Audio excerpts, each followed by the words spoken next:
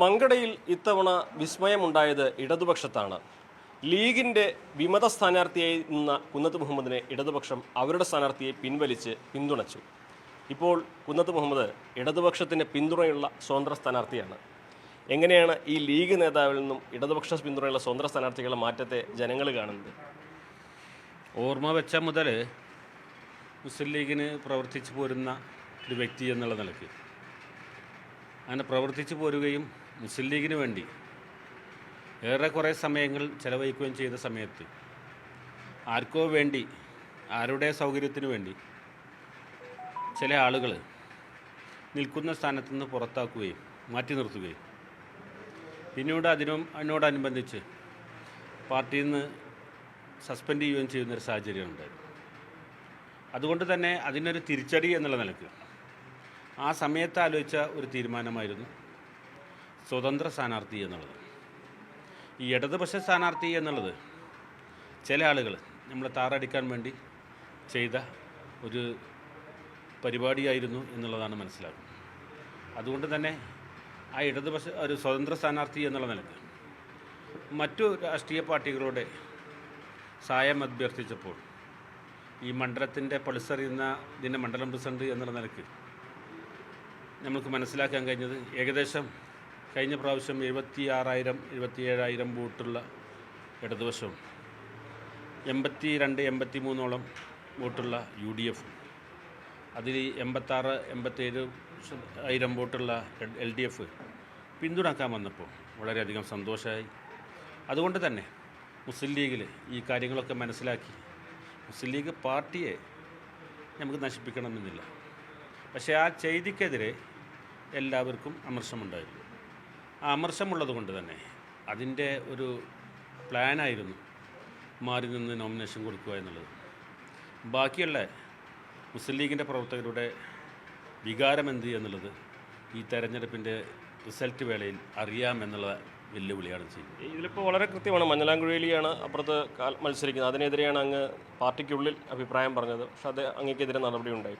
ശരിക്കും ഈ മഞ്ഞളാംകുഴിയിൽ പാർട്ടി ഇവിടെ ഹൈജാക്കിയാണ് ചെയ്തിരിക്കുന്നത് ലീഗിനെ. ഈ സമയത്തൊന്നും ഞാൻ മണ്ഡലം കമ്മിറ്റിയുടെ 8 വർഷത്തോളം മണ്ഡലം പ്രസിഡൻ്റായിട്ടുണ്ട്. പക്ഷേ പ്രസിഡന്റ് എന്നുള്ള നിലയ്ക്ക് ഞാനും സെക്രട്ടറി എന്നുള്ള നിലയ്ക്ക് അഡ്വക്കേറ്റ് കുഞ്ഞാലിയും മറ്റ് സഹപാഠികളും പാർട്ടിയുടെ ലൈനിലേ കൊണ്ടുപോയിട്ടുള്ളൂ.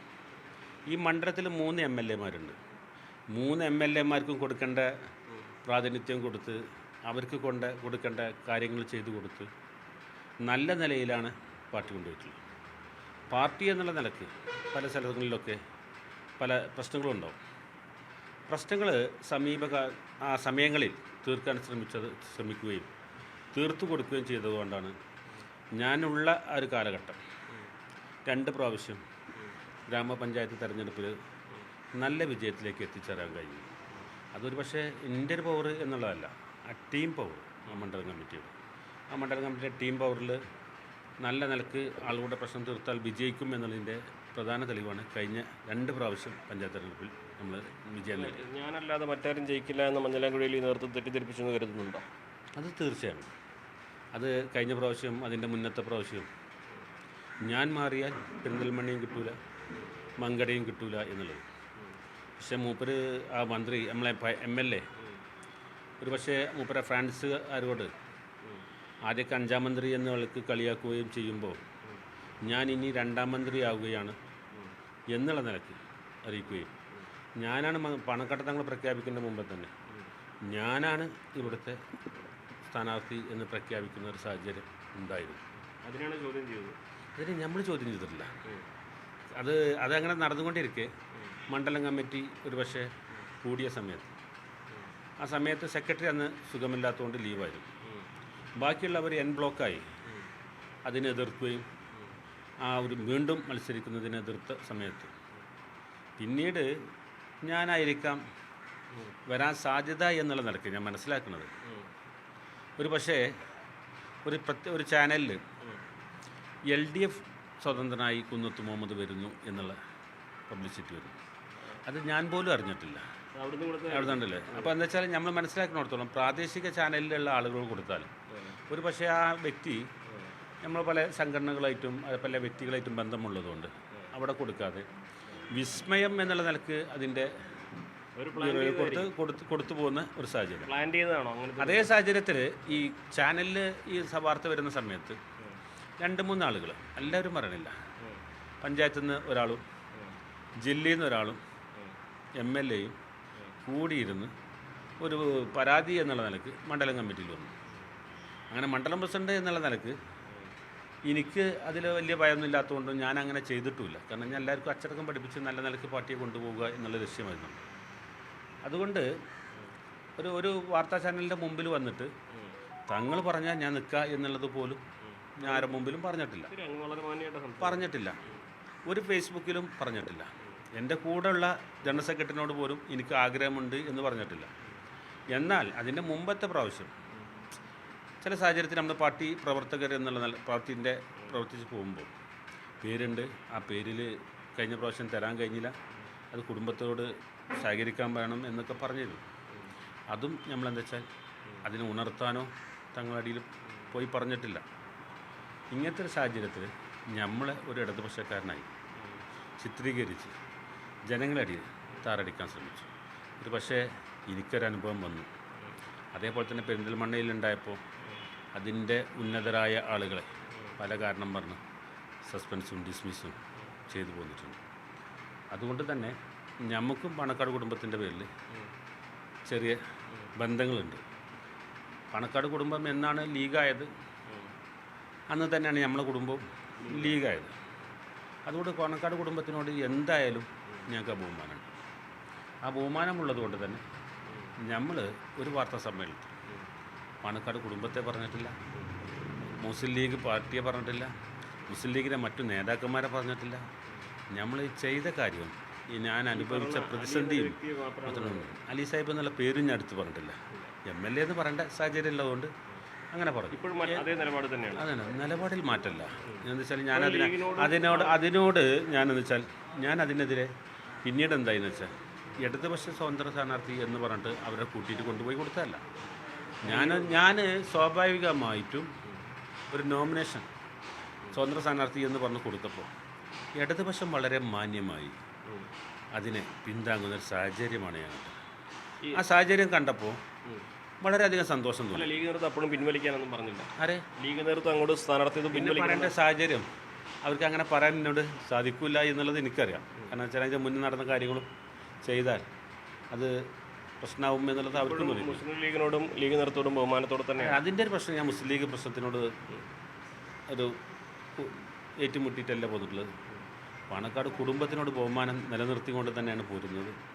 ഈ ഒരൊറ്റ വ്യക്തി എന്ന് പറഞ്ഞിട്ടുണ്ടെങ്കിൽ ഒരു വിഷമം സ്വാഭാവികമായിട്ടുണ്ടാവും. എന്താണെന്ന് വെച്ചിട്ടുണ്ടെങ്കിൽ എൻ്റെ മാത്രമല്ല, എൻ്റെ പിതാവിൻ്റെ പിതാമഹന് എല്ലാവരും ഒരേപോലെ മുസ്ലിം ലീഗാണ്. എല്ലാവരും സമസ്ത കേരള ജമിയത്തുൽ ഉലമയുടെ ആളുകളുമാണ്. അങ്ങനെ നിൽക്കെ ഒരു കാര്യം നമ്മൾ മനസ്സിലാക്കണം. നമ്മളോട് പോയിക്കുന്ന സമയത്ത് ഒരു പാർട്ടിക്ക് വിരുദ്ധമായ പ്രവർത്തനം ചെയ്യുമ്പോൾ ഏത് വ്യക്തിയാണെങ്കിലും സസ്പെൻഡ് ചെയ്യണം. ഇത് നമുക്ക് അതിന് പാർട്ടിക്ക് ഒരു ഭരണഘടന ഒക്കെ ഉണ്ട്. അതിനെ മറികടന്ന് ഞാൻ കൊടുക്കാത്ത ഒരു ചാനലിൽ പോലും അഭിമുഖം കൊടുക്കാത്തതിൻ്റെ പേരിൽ മഞ്ഞളാംകോഴി അലിക്ക് വേണ്ടി ഇവിടെ സ്ഥാനാർത്ഥിയാവുന്നതിന് വേണ്ടി മണ്ഡലം മുസ്ലിം ലീഗിൻ്റെ പ്രസിഡന്റിനെ സ്ഥാനത്ത് നിന്ന് നീക്കി എന്ന് പറഞ്ഞിട്ടുണ്ടെങ്കിൽ അത് പാണക്കാട് തങ്ങൾക്ക് ആ സമയത്തും അതിനോട് താല്പര്യം ഉണ്ടായിരുന്നില്ല. പാണക്കാട് തങ്ങൾ അതിൻ്റെ മനുഷ്യൻ ജില്ലാ സെക്രട്ടറിനെ പറഞ്ഞ സമയത്ത് ഞാൻ പറഞ്ഞു, ഞാൻ ചെറിയൊരു വാശിയിൽ നിന്നു, ഞാൻ ചെയ്യാത്ത കാര്യത്തിന് ഞാൻ മാപ്പ് പറയില്ല. പിന്നെ പാണക്കാട് തങ്ങൾ എൻ്റെ പിതാവിനെ വിളിച്ചു. തങ്ങൾക്കൊരു പ്രയാസമുണ്ട് എന്ന് തോന്നുന്ന സാഹചര്യത്തിൽ ഞാൻ ഫേസ്ബുക്കിൽ അതിലെന്താ വെച്ചിട്ടുണ്ടെങ്കിൽ അത് മറുപടി കൊടുത്തു. ഞാൻ ചെയ്തിട്ടില്ല, ഇന്ന ഒരു വാർത്താ ചാനലിൻ്റെ മുമ്പിൽ എത്തിയിട്ടില്ല എന്നുള്ളതോ മറ്റുള്ള കാര്യങ്ങൾക്കോ ചെയ്തിട്ടില്ല എന്നുള്ളത് പറയും. എനിക്കതിൽ ഉത്തരവാദിത്തമല്ല എന്നുള്ളത് പറഞ്ഞു. എന്തുകൊണ്ടാണ് ആദ്യം 2-3 ദിവസം കൊടുക്കാതിരുന്നതെന്ന് വെച്ചിട്ടുണ്ടെങ്കിൽ ഇത് ആസൂത്രിതമായ നീക്കം ഏത് എന്നുള്ളത് മനസ്സിലാക്കാനും അത് നേതൃത്വം ചോദിക്കാനും നേതൃത്വത്തിന് മറുപടി പറയാനും ആണ് 2 ദിവസം ഞാൻ വെയിറ്റ് ചെയ്തത്. ആ 2 ദിവസം വെയിറ്റ് ചെയ്തപ്പോൾ ഞാനതിൽ ചെറിയൊരു കൊടുത്തു. MLAയും ഫ്രണ്ട്സുമാണ് ഇതിൻ്റെ പിന്നിൽ. അത് ബോധ്യമായതുകൊണ്ടാണ് പറഞ്ഞത്, പറയാതിരിക്കാൻ സാധ്യമല്ല. അതുപോലെ തന്നെ നമ്മൾ ആ പറഞ്ഞപ്പോൾ പിന്നെ മഞ്ഞളാംകുഴിയിലിനെ വീണ്ടും ഇവിടെ സ്ഥാനാർത്ഥിയെ പ്രഖ്യാപിക്കുമ്പോൾ മണ്ഡലം പ്രസിഡന്റ് എന്നുള്ളതൊക്കെ എൻ്റെ സ്വഭാവം നേതൃത്വത്തിനും അറിയണമുണ്ടാവാം. പിന്നെ അതിൻ്റെ മുമ്പ് തന്നെ സ്ഥാനത്തു നിന്ന് മാറ്റി. ആ സ്ഥാനത്തു നിന്ന് മാറ്റിയിട്ട് ചെയ്തിട്ട് എന്ന് ചോദിച്ചാൽ പിറ്റേ ദിവസമാണ് സ്ഥാനാർത്ഥി പ്രഖ്യാപനം. അങ്ങനെയാണെങ്കിൽ മണ്ഡലം പ്രസിഡന്റ് രാജിവെച്ചു എന്ന് പറയില്ല, ഒരു വ്യക്തി രാജിവെച്ചു എന്നേ ഉള്ളൂ പറയാം. അങ്ങനെ രാജിവെച്ചു എന്ന് പറയണമെന്നുണ്ടെങ്കിൽ ഞാനൊരു പക്ഷേ അങ്ങനെ ചെയ്യണമെങ്കിൽ ഞാൻ മുസ്ലിം ലീഗ് പാർട്ടിയിൽ തെരഞ്ഞെടുപ്പിലൂടെ മണ്ഡലം പ്രസിഡന്റ് ആകണം 2 പ്രാവശ്യം. മനസ്സിലായില്ലേ? അതുകൊണ്ട് പാണക്കാട് തങ്ങൾ അങ്ങനെ നീക്കം ചെയ്തിട്ടുണ്ടെങ്കിൽ അതിനെ ചോദ്യം ചെയ്യാൻ പോകില്ല. അല്ല, താങ്കൾക്കെതിരെ ഗൂഢാലോചന നടത്തുന്നുണ്ടോ? ഗൂഢാലോചന 3 പേര് മാത്രം. ആരൊക്കെയാണ്? ഒന്ന് പഞ്ചായത്ത് മുസ്ലിം ലീഗ് പ്രസിഡന്റ് ചെയ്ത്, പിന്നെ അബൂ താഹിർ തങ്ങളും, 2 ഉമ്മറർക്കലും, അഞ്ഞലാമുവേലി. പഞ്ചായത്തിൽ നിന്ന് പരാതി പോകാൻ സെക്രട്ടറിയോ കമ്മിറ്റിയോ കൂടിയിട്ടില്ല. മനസ്സിലായില്ലേ? അതൊരു ആസൂത്രിതമായ നീക്കത്തിൻ്റെ ഭാഗമായിട്ട് മണ്ഡലം പ്രസിഡന്റിനെതിരെ ഒരു ഇതുണ്ടെന്നുണ്ടെങ്കിൽ എൻ്റെ മേൽഘടകം എന്ന നിലയ്ക്ക് ജില്ലാ കമ്മിറ്റി, സംസ്ഥാന കമ്മിറ്റിയാണ് അതിനെപ്പറ്റി ആലോചിക്കേണ്ടത്. പക്ഷേ പരാതി കൊടുത്തു എന്ന് വെച്ചിട്ടുണ്ടെങ്കിൽ ഞാൻ 1-2 വ്യക്തികൾ ഒരു കാര്യങ്ങൾ പറഞ്ഞിരുന്നു. നിങ്ങൾ മത്സരിക്കുന്നുണ്ടെന്ന് പറഞ്ഞ ഒരു യൂത്ത് ലീഗുകാരൻ, ആ യൂത്ത് ലീഗുകാരൻ പറഞ്ഞു നിങ്ങൾ മത്സരിക്കുന്നുണ്ടെന്ന് പറഞ്ഞു. എന്താണെന്ന് വെച്ചാൽ മത്സരിച്ചുകൊണ്ടേ വോട്ട് ചെയ്തുകൊണ്ടു എന്നുള്ളത് സ്വാഭാവികമായി തമാശ രൂപത്തിൽ പറഞ്ഞിട്ടുണ്ടായിരുന്നു. അവനതെടുത്തുങ്ങാണ്ട് എന്ത് ചെയ്യുമെന്ന് വെച്ചാൽ ഇന്നോട് വോട്ട് ചെയ്യാൻ പറഞ്ഞു എന്നുള്ളത് ഇതുണ്ട്. അപ്പോൾ അതൊരു ആസൂത്രിതമായി ചെയ്തിട്ട് പിന്നെ മറുപടി കേൾക്കുമ്പോൾ അറിയാം അത് എൻ്റെ കയ്യിൽ. അപ്പോൾ ഒരു കാര്യം, അപ്പോൾ നമ്മൾ ലീഗുകാരല്ലേ വെച്ചു, ഇന്നത്തെ ലീഗായി ചെയ്താൽ മതി, നമ്മൾ തമാശ പറയല്ലോ അതിനുള്ളത്. അങ്ങനെ പറഞ്ഞു. ഇപ്പോൾ താങ്കൾ മത്സരത്തിൽ ഇറങ്ങി, ഇപ്പോഴും ലീഗുകാർ വോട്ട് കിട്ടുമെന്ന് വിചാരിക്കുന്നുണ്ടോ? ഞാൻ പ്രചരണത്തിന് ഇറങ്ങുമ്പോൾ ഇതറിയാത്തവർക്ക് പ്രയാസമുണ്ട്.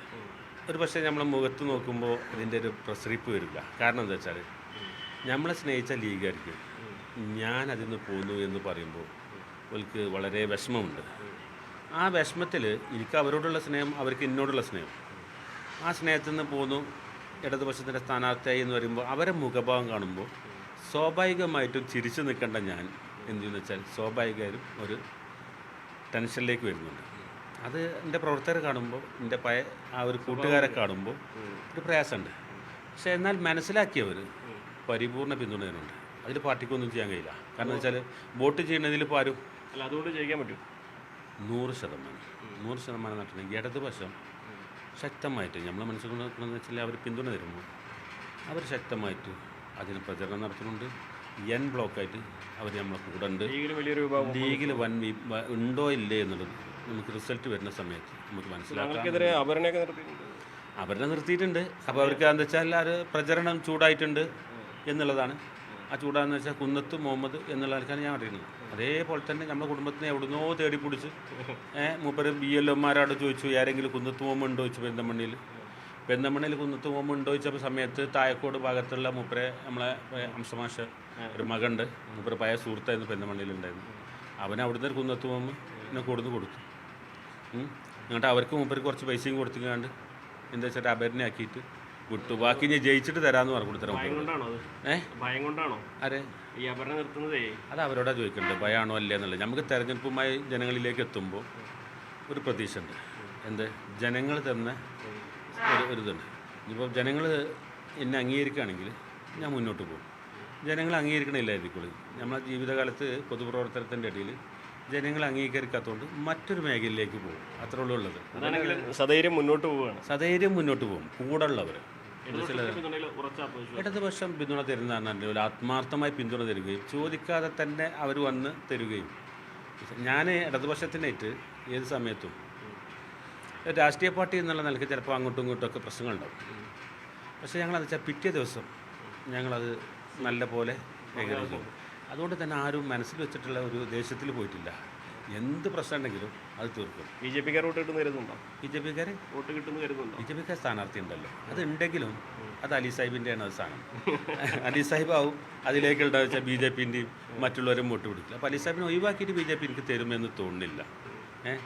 ഞങ്ങളത് മൂപ്പരോടൊന്ന് ചോദിച്ചാൽ വളരെ വിജയപ്രതീക്ഷയോടെ തന്നെയാണ്. വിജയപ്രതീക്ഷയാണുള്ളത്. വിജയപ്രതീക്ഷയോട് മുന്നോട്ട് പോകും. ഇടതുപക്ഷം ഉറച്ച പിന്തുണയുമായി കൂടെയുണ്ട്. മാത്രമല്ല തന്നെ മനസ്സിലാക്കുന്ന ലീഗുകാർ തനിക്കൊപ്പം നിൽക്കുമെന്ന് അദ്ദേഹം പ്രതീക്ഷിക്കുന്നു. അതുകൊണ്ട് തന്നെ വിജയപ്രതീക്ഷയോടെ തന്നെ മുന്നോട്ട് പോവുകയാണ് കുന്നത്ത് മുഹമ്മദ്. അഖിൽ ഒട്ടുപാറയ്ക്കൊപ്പം CB അനുമോദ്, ന്യൂസ് 18. കൂടുതൽ വാർത്തകൾക്ക് news 18 Keralam YouTube channel subscribe ചെയ്യുക.